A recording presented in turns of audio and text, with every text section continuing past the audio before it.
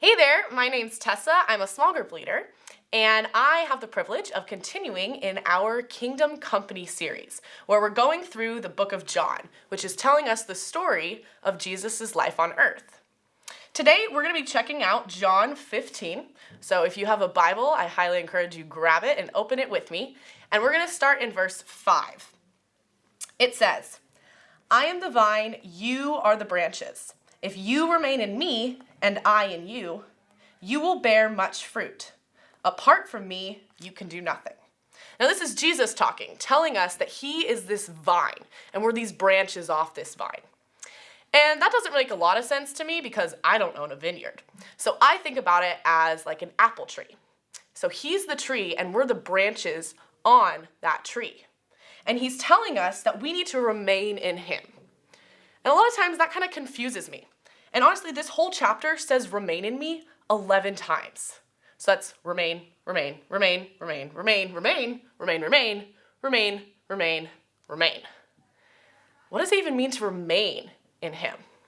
Well, thinking of it like this fruit tree, it means that we are going to be getting our nutrition and our water and everything that makes us live from this trunk, this tree that we're a branch off of. So, it makes a lot of sense to remain on that tree. But in the real world, in my everyday life, what does it mean to remain in Jesus? Well, he's going to tell us. If you jump up to verse 9, it says, "As the Father has loved me, so I have loved you. Now remain in my love. If you keep my commands, you will remain in my love." So there's one. Keep his commands. Easy.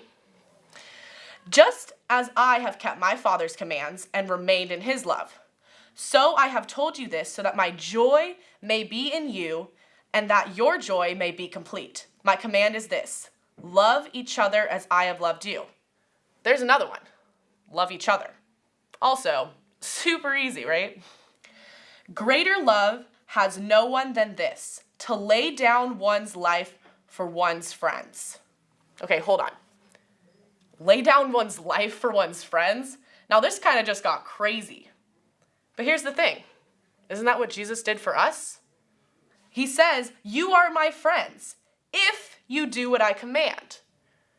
So you and I are these branches on this tree, and this tree is Jesus. It's his life and his sacrifice for us. And as these branches, we're supposed to remain in him. So that means we have to follow his commands. We have to love each other. And we have to be willing to lay down our life for him. Now that scares me sometimes. It scares me to think that I have to remain in Jesus, remain in his commands. Because a lot of times I think of it as sitting in my room, reading my Bible, and never going outside. But the thing is, you are able to remain in Jesus in everything you do. As you walk to school, remain in him by talking to him, like he's a friend, just like he said. Remain in his love by asking him how you can serve him in whatever circumstance you're in.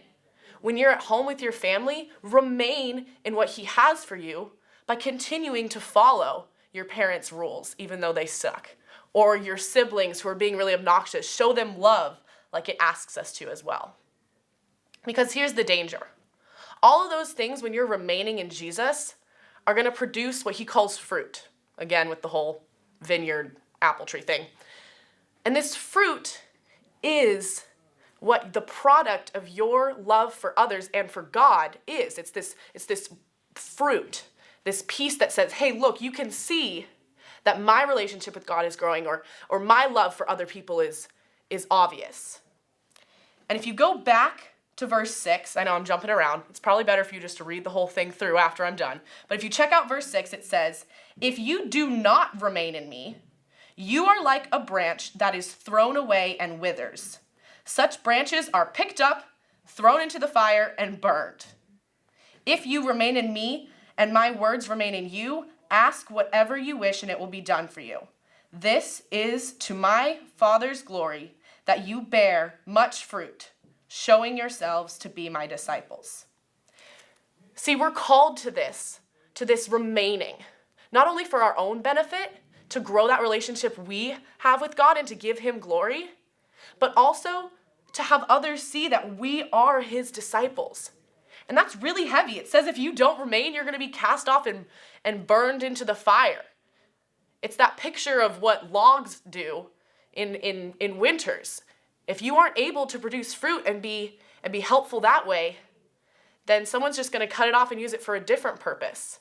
And God's wanting you to be a very specific purpose, and that's to bear that fruit, to show your love for him and to have love for others. Thanks so much for watching. I hope that you tune in next week as we continue in John.